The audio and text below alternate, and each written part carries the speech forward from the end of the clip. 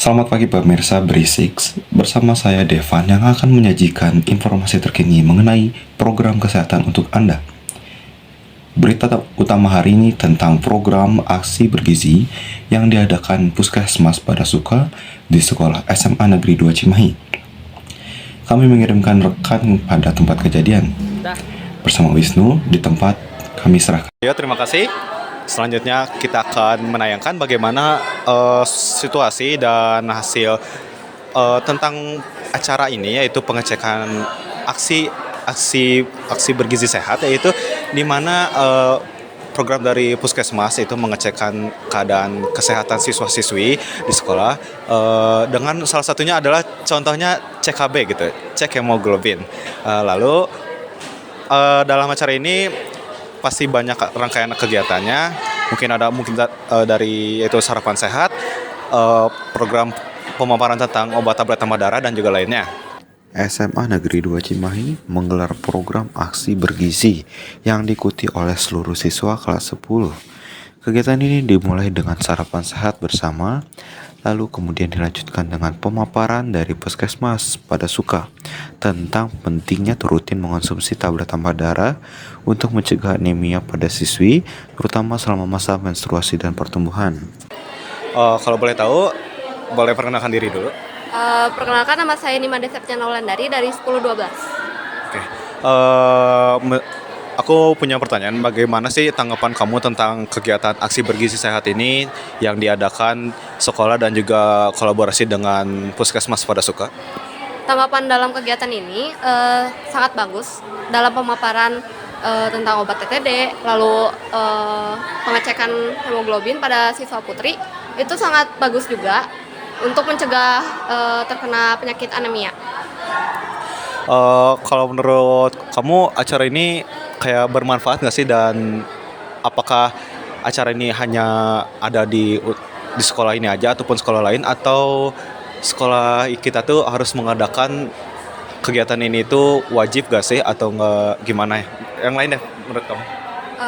Menurut aku adanya kegiatan ini juga bermanfaat banget dan nggak diadain juga di sekolah ini doang. Jadi adanya kegiatan ini juga untuk mengecek bagaimana sih pengecekan hemoglobin, terus tata cara penggunaan obat TTD dan lain-lain. Oke. Terima kasih ya udah mau berkontribusi dalam wawancara ini. Baik, pemirsa Berisik, mungkin itu aja wawancara yang bisa kita dapati dari kegiatan ini. Jangan lupa untuk tonton terus acara TV ini. Makasih. Terima kasih kepada Saudara Imani Wisnu yang telah melaporkan langsung.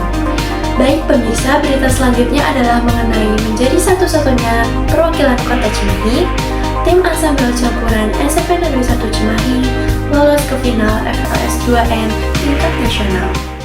Prestasi membanggakan datang dari salah satu perwakilan Provinsi Jawa Barat, tepatnya Kota Cimahi, yakni siswa kelas 9 SMP Negeri 1 Cimahi meraih juara harapan 1 Lomba Ansambel Campuran pada Festival Lomba dan Seni Siswa Nasional atau FLS 2N SMP tahun 2024.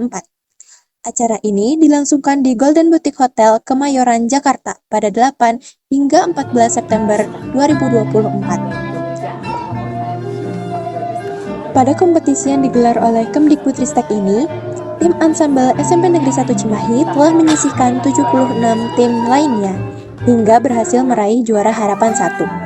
Tim ini terdiri dari Rasya Agatha Pramudiaraya sebagai pemain suling, Muhammad Davarianri, serta Tibian Bratasena Baskoro sebagai pemain gitar.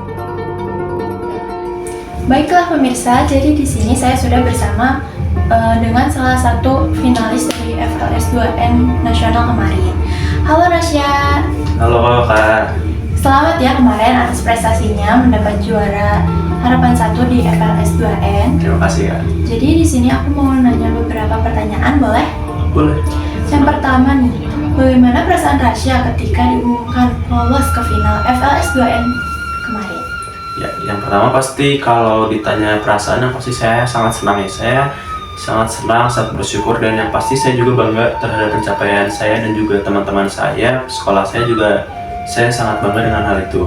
karena hal ini tidak disangka-sangka oleh saya. Awalnya saya juga tidak menduga saya bisa lolos dan saya bisa memenangkan juara harapan 1 ini. Dan kami pada saat lomba itu kami membawakan konsep dari Jawa Barat, yaitu tarding atau gitar suling, yang dimana pada saat kami tampil ini terdiri dari 3 buah instrumen, yaitu 2 buah alat musik gitar dan juga 1 buah alat musik suling. Ih, keren banget. Kemudian nih, sebelumnya tuh usaha apa aja yang udah dilakukan Rasya dan teman-teman sehingga dapat lolos ke final hingga mendapat juara harapan 1 ini? Ya, yang pasti kalau untuk persiapannya kita terus berlatih ya. Kita berlatih itu kurang lebih ada hingga 5 bulan.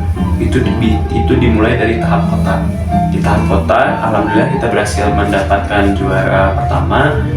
Terus lanjut ke tingkat provinsi, kami mendapat juara kedua dan alhamdulillah bisa lolos ke nasional, dan pada tingkat nasional di final nasional ini kami mendapatkan juara harapan 1. Yang pasti persiapannya kita terus berlatih dan juga berdoa. Dukungan-dukungan dari keluarga, orang tua, teman-teman dan juga sekolah itu pasti juga penting untuk terlaksana kegiatan ini. Pesannya sih untuk teman-teman yang belum pernah mengikuti lomba, jangan takut untuk mencoba. Karena kita tidak tahu apabila kita belum mencoba hal tersebut. Juga saya di sana tuh mendapat sebuah motivasi yang tinggi oleh dewan juri di sana, yaitu kata-katanya adalah orang sukses adalah orang yang bersedia. Jadi kita jangan ragu, yang penting kita bersedia saja dulu, sehingga kita untuk hasilnya tidak usah kita pikirkan, yang penting kita berusaha semaksimal mungkin, dan juga kita apabila mendapatkan hasil yang belum maksimal, kita jangan menyerah, jadikan itu pelajaran untuk kedepannya agar bisa lebih baik lagi. Wah, keren banget. Orang sukses adalah orang bersedia ya? Betul, Kak. Terima kasih Rasya sudah mau diwawancarai hari ini. Semoga lebih sukses ke depannya ya. Amin, terima kasih Kak. Baik pemirsa, baru saja kita telah mendengarkan langsung jawaban dari Rasya Agatha sebagai salah satu finalis FLS2N 2024. Kembali ke studio. Selamat datang di segmen berita mengenai lingkungan. Saya Kansa Malika Putri Rahmanuddin, dan hari ini kita akan membahas mengenai program pemilahan sampah di RW 04 Kelurahan Karangmekar untuk solusi lingkungan dan peluang ekonomi. Program pemilahan sampah di RW 04 Kelurahan Karangmekar, Kecamatan Cimahi Tengah, Kota Cimahi, diluncurkan kembali untuk mengurangi tumpukan sampah di TPS dan TPA. Program ini membagi sampah menjadi organik dan non-organik, di mana sampah non-organik seperti plastik dan kertas dapat dijual ke bank sampah setempat. Sedangkan sampah organik diolah menjadi pupuk kompos. Program ini pertama kali diperkenalkan pada tahun 2021 dan kembali digalakkan sejak tanggal 11 September 2024. Kebijakan tegas diterapkan dengan mengembalikan sampah dari wilayah yang tidak melakukan pemilahan.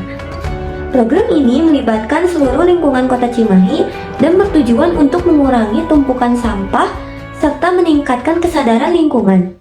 Kami mengajak kepada khususnya warga RW 04, umumnya kepada warga yang berbatasan di wilayah kami untuk berperan aktif dalam program ini. Bagaimana penilaian Bapak sendiri terhadap program pemilahan sampah di RW 04 Kelurahan Karangmekar ini?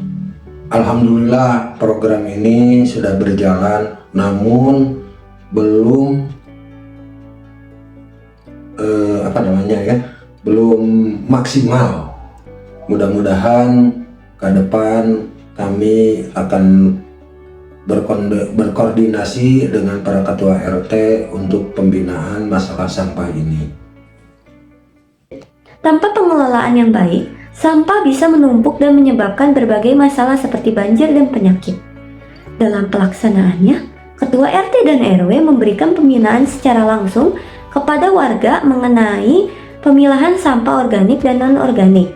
Warga didorong untuk menyediakan wadah khusus di rumah mereka untuk masing-masing jenis sampah. Sampah yang dipilah oleh warga akan disalurkan ke Bank Sampah Samici yang berperan penting dalam pengelolaan sampah. Pembinaan juga dilakukan secara berkala dengan dukungan pemerintah Kota Cimahi. Selamat pagi Pemirsa, stasiun Berita Berisik hadir menyapa Anda kali ini. Kami akan menghadirkan sejumlah kabar terbaru dan tentunya menarik, aktual, dan terpercaya. Bersama saya Ima Zainal Berita Pasti akan mengulas mengenai dunia teknologi dalam kehidupan sehari-hari. Mari kita simak berita berikut ini. Sudah ada rekan kami Bu El yang merupakan narasumber yang ada pada berita kali ini. Selamat pagi Bu El. Selamat pagi. Bagaimana menurut Ibu peran teknologi dalam kehidupan sehari-hari saat ini? Ya, teknologi memiliki peran ya Bu ya, yang sangat besar dalam kehidupan sehari-hari kita. Mulai dari komunikasi, hiburan, pekerjaan, dan hingga aspek pendidikan.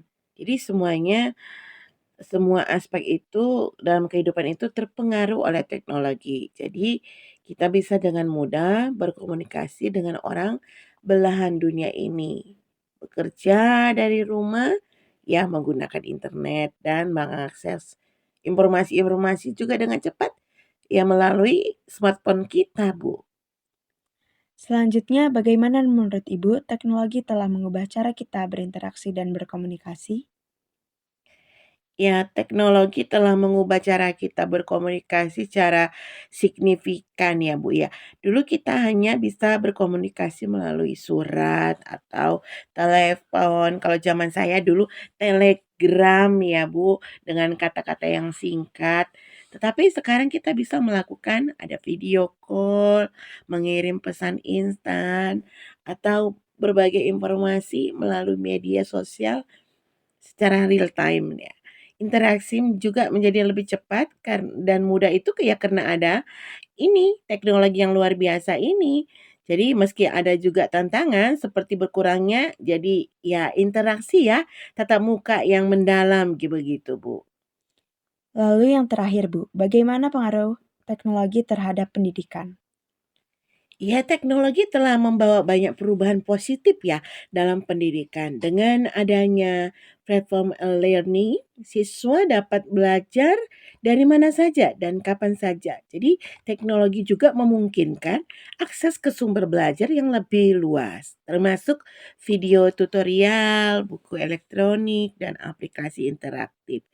Namun, ya di sisi lain, tantangan seperti kecanduan gadget dan gangguan fokus perlu dikelola dengan baik. Baik Ibu, terima kasih atas informasinya. Sampai jumpa. Terima kasih Ibu. Sampai jumpa kembali.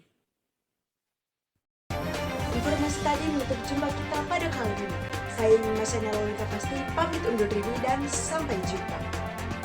Kembali lagi dengan kabar berisik.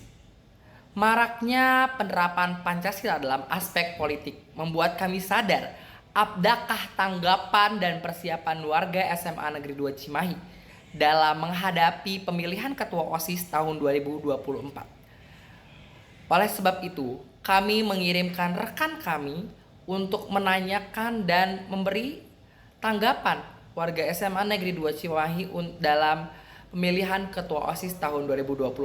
Bersama Sufi yang sudah berada di tempat, apakah sudah tersambung?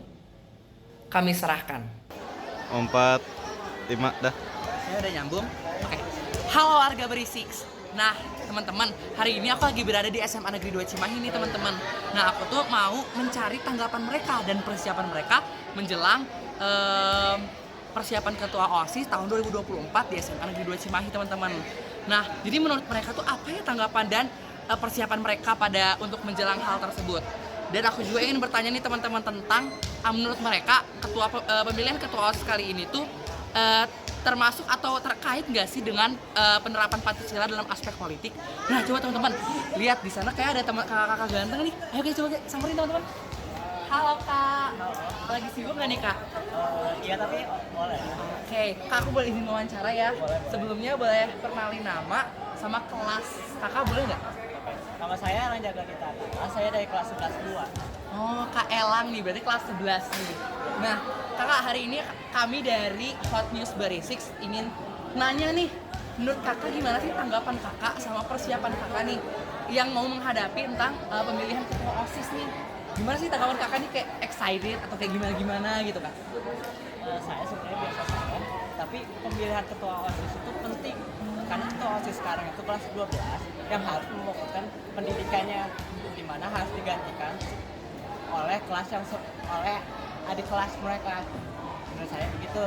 Oh, jadi penting banget ya Kak untuk kayak pemilihan ketua OSIS. Jadi kalau Kakak ini kayak pingin milih, udah tahu nggak sih calon-calonnya atau kayak udah kayak aku pingin yang ini aja, pingin ngetep orang-orang ini? Sejujurnya saya sendiri belum tahu siapa saya dan belum bisa memilih siapa. Oh, jadi belum ada calon yang dikeluarkan oleh dari OSISnya sendiri ya Kak? Oh iya, sama ada pertanyaan terakhir nih Kak. A few moments later. 4, yuk. Cek. Oke, maaf tadi teman-teman berisik. Tadi ada kendala teknis dalam penyampaian berita. Jadi kita mau tanyain lagi nih ya, karena dia filenya sempat hilang. Jadi kita tanya lagi ke Kakak Elang tentang pertanyaan terakhir nih. Menurut Kakak kayak dalam pemilihan ketua OSIS SMA Negeri 2 Cimahi itu ada nggak sih penerapan atau keterkaitan penerapan Pancasila dalam aspek politik? Menurut saya ada, terutama pada sila kelima, di mana setiap warga siswa Daki memiliki hak dan kewajiban, hak untuk memilih ketua OSIS yang mereka inginkan dan hak untuk dan kewajiban untuk memilih ketua OSIS tersebut. Oh, jadi sangat penting ya.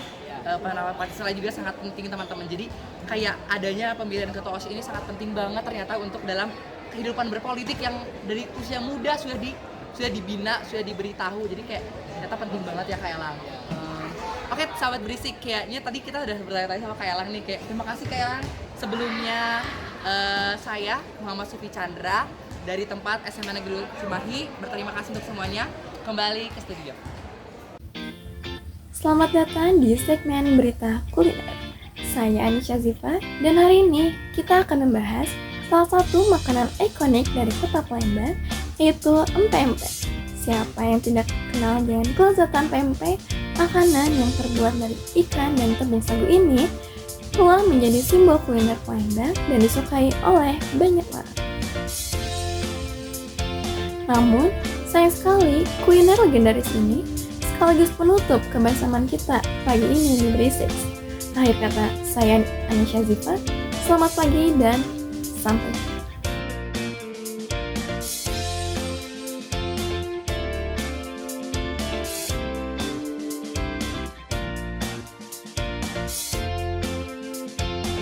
Bagi Anda yang ingin mencicipi empek-empek asli Palembang, ada beberapa tempat yang wajib dikunjungi. Salah satunya adalah empek-empek Kaleo yang sudah terkenal sejak lama di sini. Anda bisa menikmati empek-empek dengan berbagai pilihan dan pelayanan yang sangat ramah. Selain itu juga, empek-empek ini menjadi favorit bagi warga setempat. Pastikan Anda mencicipi empek-empek mereka saat berkunjung.